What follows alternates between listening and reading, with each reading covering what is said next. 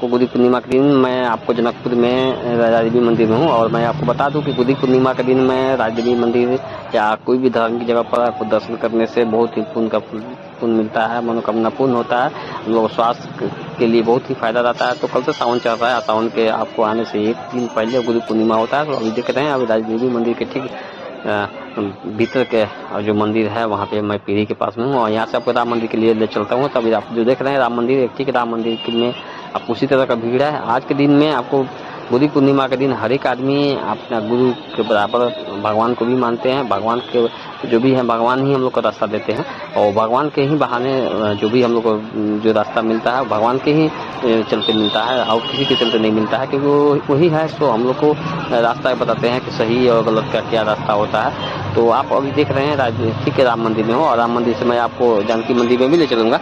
तो अभी देख रहे हैं आपको बेलपत्र चढ़ा के आपको शिव को हम लोग जल चढ़ाते हैं और जल चढ़ा के यहाँ से आपको ठीक आपको हम राजा देवी मंदिर के प्रांगण में है और ठीक आप पहुँच गए हैं जानकी मंदिर। जानकी मंदिर में आपको चलना है, उसी तरह आपको भीड़ है, भीड़ आपको बहुत ही ज़्यादा है। ग्रामीण वेग से आदमी भी बहुत पहुँचे हुए हैं, हर एक तीर्थालु रसालु जो भी है यहाँ पे देख रहे हैं, यहाँ पे दर्शन कर रहे हैं और लाइन में लगे हुए हैं। अगर ठीक मैं जानकी मंदिर के बीच गर्भगृह में हूँ, आपको दिख रहे हैं उसी अनुसार से व्यवस्थित लाइन है।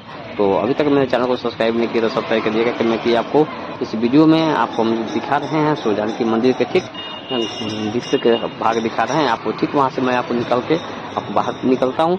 तो अभी तक मेरे चैनल को सब्सक्राइब नहीं किया सब्सक्राइब करिएगा। मैं आपको बहुत ही इस चैनल के मार्फत से मैं बहुत ही एक्टिविटी मैं आपको बताते रहता हूँ जनकपुर के बारे में।